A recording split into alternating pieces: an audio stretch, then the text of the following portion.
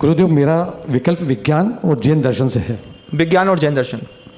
विज्ञान यह कहता है कि बैठकर भोजन करना चाहिए, बैठकर घुटने के बल बैठकर पानी पीना चाहिए, इससे बीमारी नहीं होती है। लेकिन गुरुदेव, हमारा जैन दर्शन इसके विपरीत है। आपकी आचर्या खड़े खड़े होती है, एक ही बार आप खड़े खड़े पानी लेते हैं, सब क्रिया आपकी एक ही बार होती है। आप जितना स्वस्थ रहते हैं उतना स्वस्थ हम रह नहीं पाते हैं। तो गुरुदेव, दोनों में क्या अंतर है? बहुत अच्छा प्रश्न है, प्रश्न की अनुमोदना करते हैं। देखिएगा, किसी भी दिगंबर साधु को सामान्य मनुष्य समझना ये मनुष्यों की बहुत बड़ी भूल है। कोई भी दिगंबर मुनि सामान्य मनुष्य नहीं होता।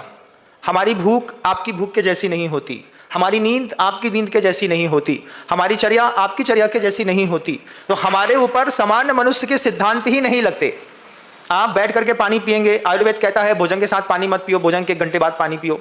दिगंबर जैन मुनि को दिन में 1 बार उसी वक्त में खाना पानी सब लेना होता है। हमारा सिस्टम, हमारा बायोलॉजिकल क्लॉक, हमारे फिजिकल, हम चीज़ों में बिल्कुल अलग तरीके की लाइफ जीने वाले लोग हैं। आगम ग्रंथों में एक शब्द है परिणाम पच्चयेण, जैसा सोचते हैं वैसा होता है।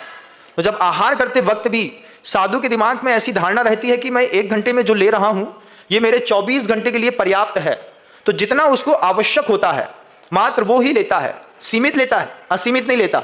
उस सीमित को भी कई बार अज्ञानता के बस से और सीमित करना पड़ता है। बढ़ा तो सकते नहीं है, घटा जरूर सकते हैं। तो ये मुनि जीवन अपने आप में बहुत अद्भुत चर्या वाला जीवन है।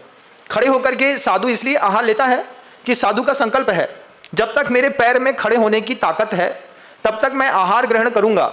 जिस दिन मेरे पैरों की शक्ति क्षीण हो गई और मैं खड़ा नहीं हो पाया, उसी दिन मैं संलेखना लेकर के इस देह को छोड़ने का उपक्रम कर दूंगा। ये संकल्प को विस्मृत ना हो जाए, इसलिए दिगंबर जैन साधु हमेशा खड़े होकर के आहार लेते हैं। और संलेखना का भी एक बहुत अच्छा विषय है। जब हम लोग मतलब मैं जब 20-21 साल का था तो 21 साल की उम्र में गुरुवर ने एक समय का भोजन का नियम दे दिया हम लोगों को। तो शाम को कई बार पानी ले लेते थे, कई बार पानी शाम को भी नहीं लेते थे, कई बार भोजन तो लेता नहीं था, शाम को पानी जरूर लेता था, कई बार छोड़ भी देता था, उसके बिना भी काम हो जाता था। तो गुरुजी हमेशा कहते थे साधु बनने के बाद संलेखना उसी दिन से शुरू हो जाती है। एक समय का शाम का भोजन छोड़ दिया, बीच का पानी छोड़ दिया, एक समय का भोजन है वो भी अपनी मर्जी का नहीं है, अपने घर का नहीं है, अपनी माँ के हाथ का नहीं है। कितनी कंडीशन घट गई।